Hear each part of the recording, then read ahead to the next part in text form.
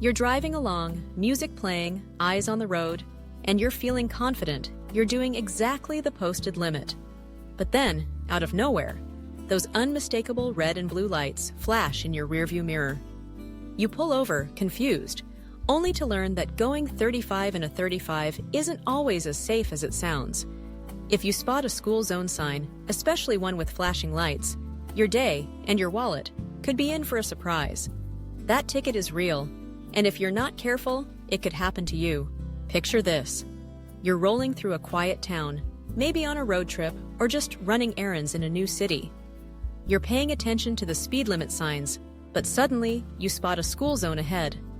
The sign says 20 MPH when flashing. You glance at your speedometer, 35. Still, you think you're safe, because who's at school at this hour? But as you pass through, the lights are blinking, and before you know it, an officer is pulling you over. Your heart sinks as you realize this isn't just a warning. It's a $300 ticket for what you thought was perfectly safe driving. Welcome to the world of speed traps, especially common in small towns and unfamiliar areas where the rules can change block by block. So why does this happen? The answer is that local laws about school zones and speed enforcement can vary more than you'd expect. In some places, the reduced speed is only enforced when the lights are flashing. In others, it's whenever kids are present, even if that's just one child walking a dog on a Saturday. Some towns will ticket you for speeding in a school zone on weekends, holidays, or during summer school sessions. The rules can be confusing, and even locals sometimes get caught off guard. If you're traveling, it's doubly risky, because you might not know whether when flashing means during school hours, or if you need to slow down anytime you see a child near the road. And don't forget, districts set their own school hours, and summer school schedules can sneak up on you.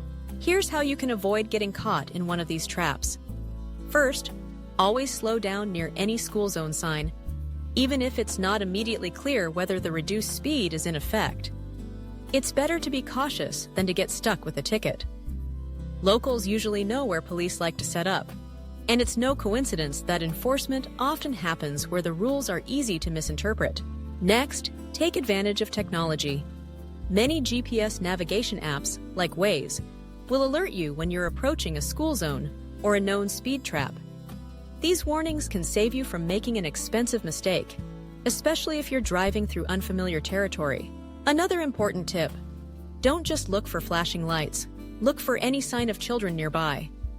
Even if the lights aren't on, the presence of kids can mean that the reduced speed limit is in effect. When in doubt, slow down. It's not just about avoiding a ticket. It's about keeping everyone safe. Finally, be extra cautious in small towns. Some communities rely on ticket revenue, and speed traps can be a significant source of local funding. This is especially true in certain parts of the country, like the South and Midwest, where enforcement can be strict and the rules less forgiving. Remember, getting a speeding ticket can ruin your day and throw off your entire travel budget.